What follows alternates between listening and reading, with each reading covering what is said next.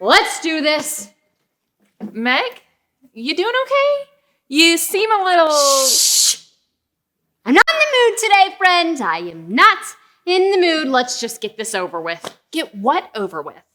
This! My latest and most powerful invention. I don't really know how to tell you this, Meg, but there's nothing there. Oh, it looks like you can't see anything, like there's nothing there, but that's because the invention is invisible. Invisible. Have you been experimenting on yourself again? Only on Tuesdays. Listen! Do you hear that? Hear what? The invention in my hand! I call it the truly invisible noise-making yo-yo. Yes, and this is the world's first invisible yo-yo. Uh-huh. And you don't even have to worry about losing it because it plays music. Like this one. Mm-hmm. It's playing Beethoven's Fifth Symphony right now.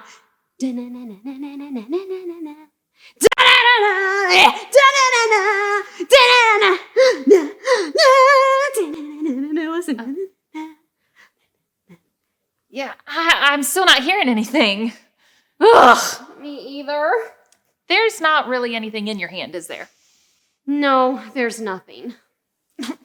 Why would you lie and make something like that up? Because I'm done. These last few weeks have stunk worse than that burnt-powered cheese cannon I invented last year. And all of my experiments just end up blowing up in my face. I have tried to rely on God, but I get nothing. It's like all of the explosions have knocked my brain loose so that I can't think of anything new to invent. Let's face it, friend. I am all washed up. I'm a failure. I am done and I quit. No. No. See, you can't quit. Especially not on a day like today. Why? Is it waffle day? Oh, I love waffles. No, sorry. My friends and I are learning about not giving up. You're who? You're talking to a wall. No, what? My friends who are watching this. Watching this? Yeah. You know, the people watching this video. The video? Oh, one time I tried to create an interactive video for my mother's birthday. There should have been fireworks that come through the screen as you're watching it. Yes, that also blew up in my face. Okay, never mind. The point is that no matter what life throws at you or how bad it seems, God doesn't want you to give up. But I just feel like something is wrong with me. I mean, I feel like a puzzle that's lost a piece. Or a neutrino wand that's lost its synchronous positron generator, yeah. I'm not even going to pretend to know what that means, but you can be encouraged because God knows what you need. You see, He created you. He loves you, and He is in control.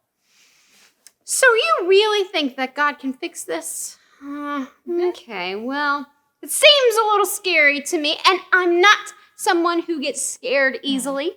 I once tested an alligator repellent standing in a swamp with a suit made out of pork chops.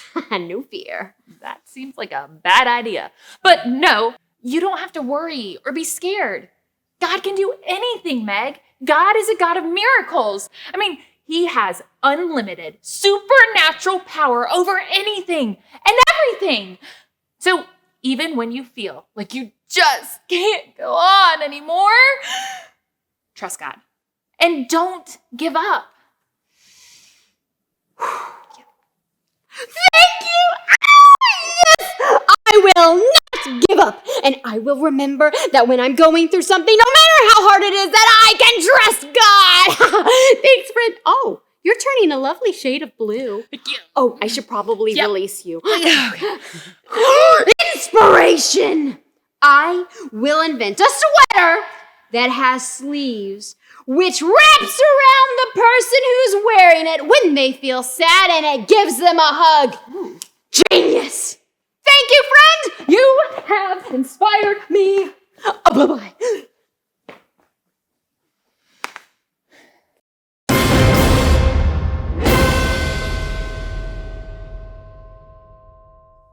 Hey, you guys, it's Mr. Eric.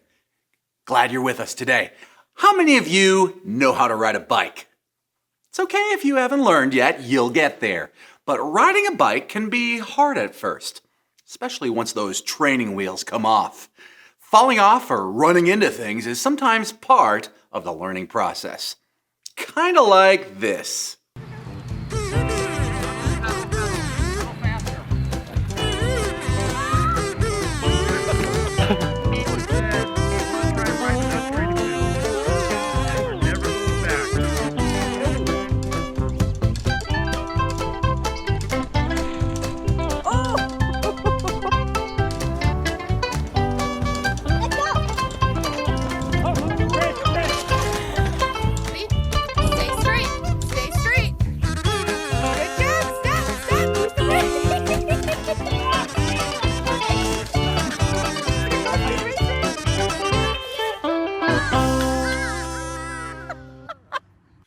Learning to ride a bike takes time. If you give up and quit after your first crash, you won't learn how to ride the bike at all. And we don't want to let our fear of falling off keep us from trying in the first place, you know? So when faced with anything in life, especially hard things, it's important to remember our bottom line for today. I will not give up. Say that with me. I will not give up. You know what? There are actually verses throughout the Bible where God teaches us that He wants us to never give up on the things He asks us to do, even when it's hard. And in today's true Bible story, we'll see a couple examples of people who didn't quit, and also an incredible miracle that God performed through Elisha as he put his faith into action. Check this out. One day, Elisha made his way to a town called Shunem. There was a woman in Shunem who had a lot of money. Anytime Elisha would pass through Shunem, this woman insisted that he come and eat at her and her husband's house. She loved having Elisha over for meals. Elisha would pass through her town so much that eventually she said to her husband, "You know what? We should build a room for Elisha on top of our house. We could put a bed, a table, a chair, and a lamp in it for him. That way he has somewhere to stay when he's passing through." So that's exactly what they did. Elisha was so grateful that one day he had his servant named Gehazi go get the woman and bring her to Elisha's room. Once she got there, Elisha had his servant Gehazi say, "You went through all this trouble for us. What can I do for you?" The woman didn't say anything that Elisha could do for her. So Elisha asked Gehazi what he thought they should do. Gehazi answered saying, "Well, she doesn't have any kids, and her husband is pretty old." That's it, Elisha thought. Then he told Gehazi to go tell the woman that by this time next year, she would have a son. The woman was in disbelief. "Don't lie to me," she said, but Elisha wasn't lying. Within the next year, she had a little baby boy. After that, many years had passed, and the boy grew up. One day, the boy went out to his father, who was working in the fields, and he started complaining that his head was hurting. So the father told one of his servants to pick the boy up and carry him to his mother. His mother held him until about noon, but then something terrible happened. The boy died. The mother was heartbroken, but she didn't show it. Instead, she took her son up to Elisha's room and laid him on Elisha's bed. Then she said to her husband, "Have one of the servants bring a donkey to me, so I can go to Elisha and come back." Her husband asked why she was going today, but instead of telling him that their son had just died, she replied with, "Everything's fine." Then she put a saddle on the donkey, and her servant rode as fast as they could straight to Elisha. Elisha saw the woman coming from a long way off. So he said to Gehazi, "Hey look, there's the Shunammite woman. Run out to meet her and ask her if everything's okay with her, her husband, and her child." When Gehazi asked her, she answered, "Everything's fine." But her attitude changed when she finally got to Elisha. She fell down to the ground and grabbed his feet and cried. "Did I ask for a son? Didn't I tell you not to get my hopes up?" she said.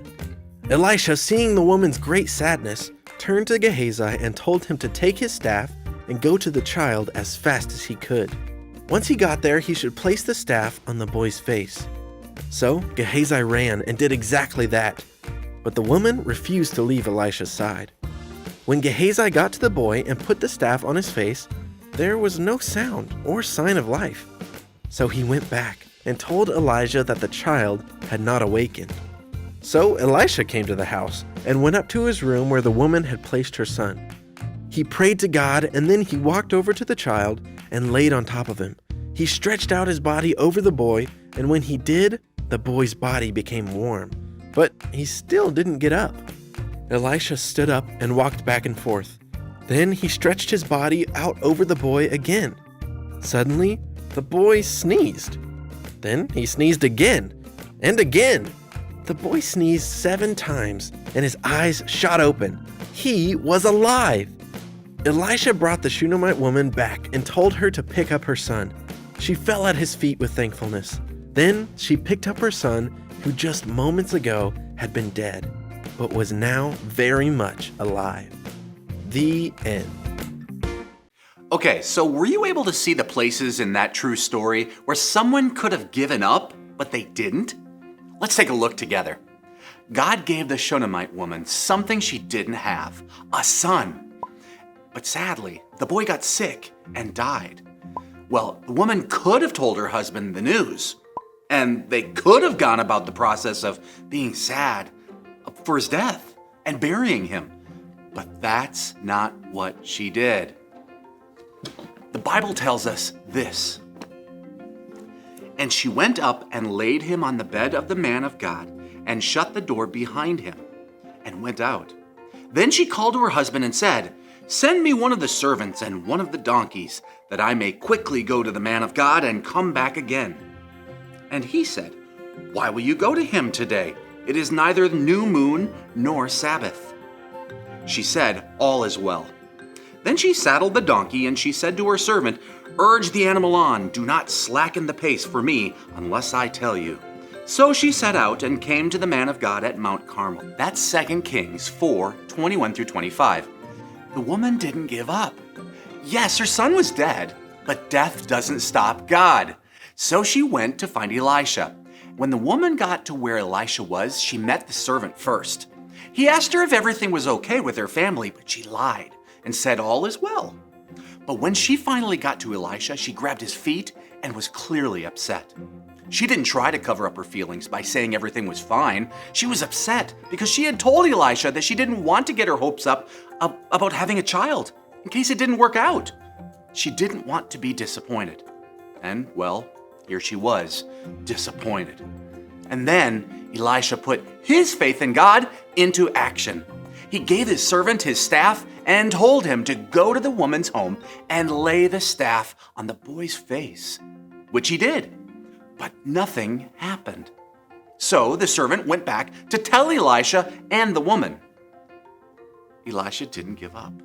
He went to the home himself, went up into the room where the boy was lying dead on the bed, and, well, listen to this. So he went in and shut the door behind the two of them and prayed to the Lord. Then he went up and lay on the child, putting his mouth on his mouth, and his eyes on his eyes, and his hands on his hands. And as he stretched himself upon him, the flesh of the child became warm. That's 2 Kings 4:33-34. So Elisha shut the door, prayed to God, and laid his body on top of the boy's body. I know it may seem strange, but sometimes God asks us to do things that we feel are strange, but it's important for us to obey. Elisha prayed because he knew that any power to bring the boy back to life came from God. And remember, Elisha was filled with God's Holy Spirit, which means God's power was working through Elisha. So let's take a look at the amazing miracle. Then he got up again and walked once back and forth in the house and went up and stretched himself upon him. The child sneezed 7 times and the child opened his eyes. That's 2 Kings 4:35. Elisha didn't give up. The boy did not come back to life the first time Elisha warmed his body. So Elisha got up and paced in the house before lying down on top of the boy again. Then the boy sneezed 7 times. And in case you didn't know, dead people don't sneeze. The boy was alive. It was a miracle. The Shunammite woman didn't give up when her son died. She went to find Elisha. Elisha didn't give up when his servants came back with the news that touching the boy's face with the staff didn't work. He also didn't give up when he tried to personally attempt to bring the boy back to life, and it didn't seem to work. So, what can we learn from these real people? To confidently say, I will not give up. Come on, say it with me. I will not give up. Take this piece of paper, for instance. If I told you I could cut a hole in it big enough to fit my body through, would you say that that's impossible? You would, wouldn't you? Well, I will not give up. Have you ever thought of something as being impossible in your life? You thought there is just no way this is going to happen. Maybe you thought it was just too late, or you thought it was just too hard. Maybe you just lost hope that it would happen. I could think of lots of different examples, like maybe you thought you'd never learn to ride a bike. That's too hard. Or maybe you thought, man, my brother and sister are never gonna be nice to me. Maybe you thought, my dog will never learn to go to the bathroom any place other than my bed. Bad dog. Maybe you thought it'd be impossible to get good grades, or maybe you thought it'd be impossible for your mom or dad to come to church. Maybe you thought it'd be impossible for your grandma to be healed. Or maybe for you to be healed. Maybe you thought it'd be impossible for you to actually learn to make friends. Well, I'm here to tell you that nothing is impossible for God. Watch this, you guys. Snip, the last snip. Look at that. Here we go. And it is possible.